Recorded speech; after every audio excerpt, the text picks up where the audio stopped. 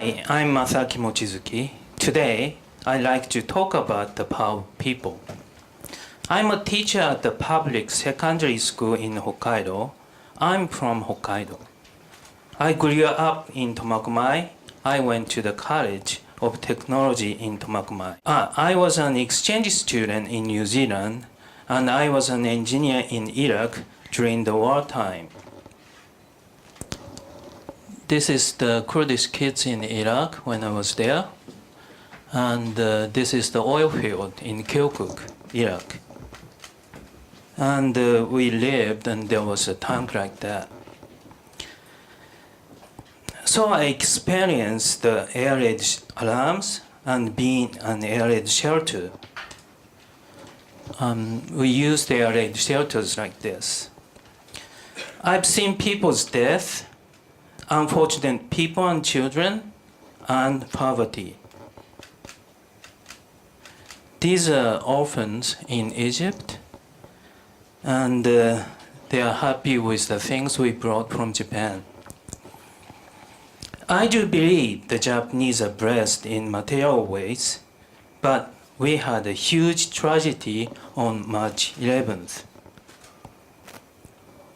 I saw the TV news in 2004 about the Sumatra earthquake and tsunami. The Japanese self-defense military force was helping people there. They were crying as they collected bodies of children and adults from the ocean. I was really touched by the tragic news, and I decided to do something if it happened again. And I told my student that I would do so. Well, I have seen lots of people just talk about doing volunteer work and not do anything about it because of their busy lives. So I felt I needed to take action. I registered to be a volunteer English interpreter for the self-defense military force. That day, March 11th, I was talking to 80 students about world poverty and how fortunate they are. Then the building began to shake, and it lasted for quite a long time. I saw the news about the big tsunami hit the Tohoku area. I think the whole world was shocked by the news. I got the phone call on March 13th asking if I was able to go to Tohoku to help interpret for some American military personnel.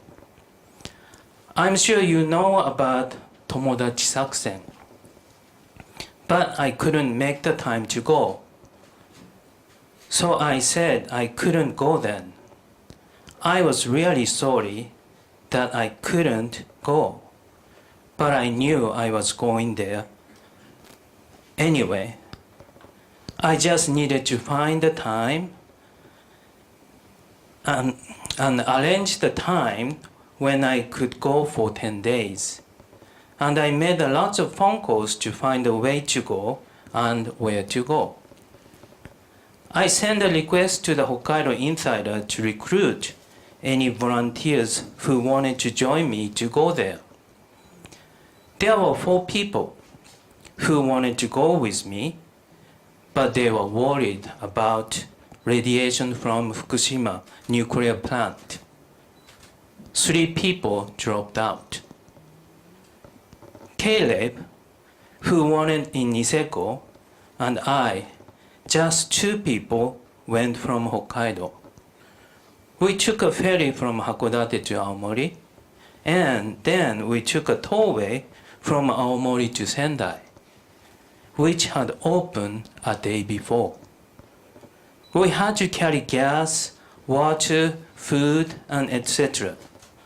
We found a place to stay in the Miyagi-no War Gym for volunteers.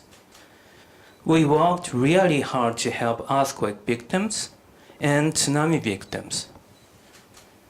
Every one of them had their own stories to tell of their experience during the disaster. I met so many people there, and I can't forget any of them.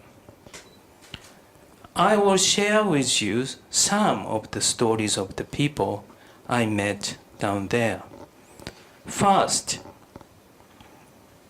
I want to tell you about the Tommy Clark. He was a firefighter in the New York Fire Department. He was injured during the 9/11 attack in New York.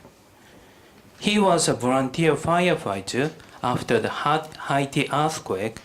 He wanted to go to help after the earthquake in Christchurch, but he couldn't. When he saw the news about the Tohoku earthquake and tsunami, he felt he just needed to come to Japan to help. He doesn't speak a word of Japanese, but he turned his words into action. It's the downtown Ishinomaki area where I went with Tommy.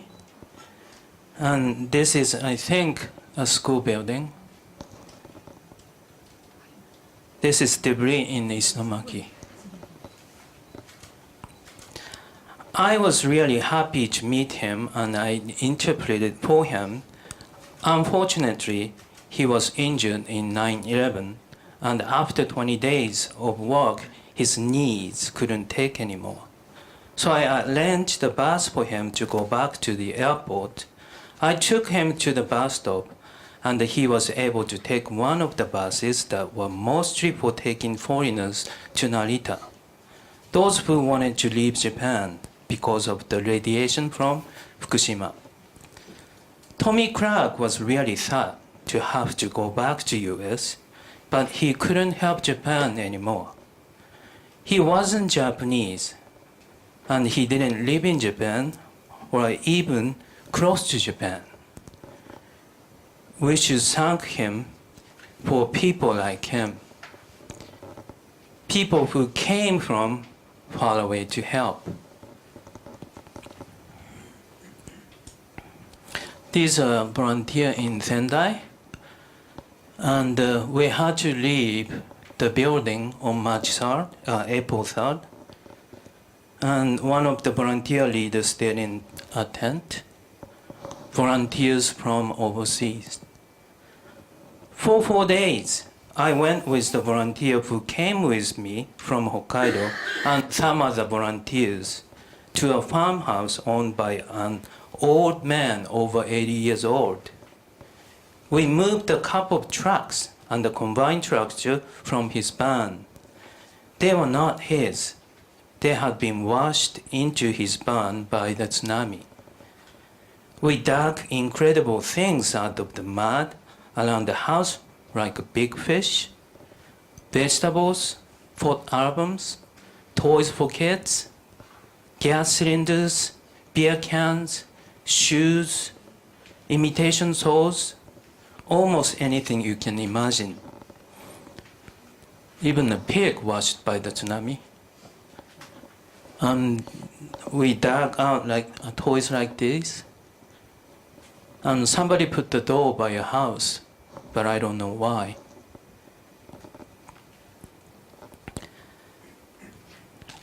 We worked so hard every day. When we had to go back to Hokkaido, we told the owner of the farm, and the old Oji-chan just hugged me and said thank you. He cried. This is my first time ever that someone showed me his appreciation with tears. I was so moved. When I think about it, it makes my eyes watery even now. One day, last spring, after I returned from my first trip to Sendai, Professor Stuart Walker sent me an email to ask me to speak to his college students about my experiences in English and Japanese. So I went to speak to them. After the speech, one of the Chinese students came up to me and asked to come with us for a second trip in May. She wanted to go to Sichuan after the earthquake that occurred there to help, but she wasn't able to. So she really wanted to go this time to help in Japan. She came with us to Sendai, and we stayed in an old house in an area which was flooded by the tsunami. Volunteers had cleaned the houses well enough to be able to use to stay in. It smelled bad, and I had a headache from it for the first day. There were no tatami mats, so we slept on the wooden floor, and it was very cold at night. She didn't complain about anything, but she just worked hard for people down there. We shoveled mud from houses and the earth and moved furniture. We removed the pieces of cement wall that had fallen in a ditch. We shoveled mud and used wheelbarrows to remove mud from a rice paddy. We took broken household goods and trees to a dump. Our Hokkaido team, Matthew, who has a doctoral degree in space physics, Mark, who came with us in spite of his chronic disease, which made him tired and he needed to take breaks, Chinese student Ko, and I.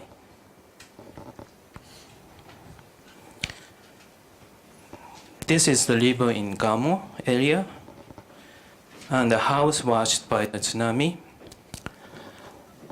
On the last day, at the house in the Gamo area in Sendai, we moved foreign furniture out of the way so a woman could go in to get to her pictures and important papers. She wanted to retrieve some belongings of her son who had died a few years before. She gave some of his clothes to the volunteer who was the same size as her son. There were a lot of people who were killed by the tsunami in the Gamo area in Sendai. Her family, including her dog, that was unchained at that time, survived the tsunami. But I felt sad that she couldn't rejoice without thinking about her neighbors who were killed. People who had never met before became connected to help each other. The Chinese student is now back in Shanghai and studying hard to return to Japan someday. I wish her success in the future. Professor Walker is going to retire this March. I do really pray that his life after retirement will be fulfilling. We are Japanese, but we don't live here alone. When we needed help, a lot of people came to help, even from outside of our country. We need to remember that we are not alone. We need to remember how much they helped us. When they needed help, we remember to do the same. We have to put our words into action. Last December, the second-year high school students from my school went to America on a school trip, and we had a chance to share about the Tohoku tsunami. The American student we met in Bothell, Washington, a small town near Seattle, gave us a lot of picture books which they translated into Japanese for us to send to Tohoku. The American student and the Japanese student sang a Japanese song together and used sign language. The name of the song is 世界に一つだけの花. Please watch for a minute.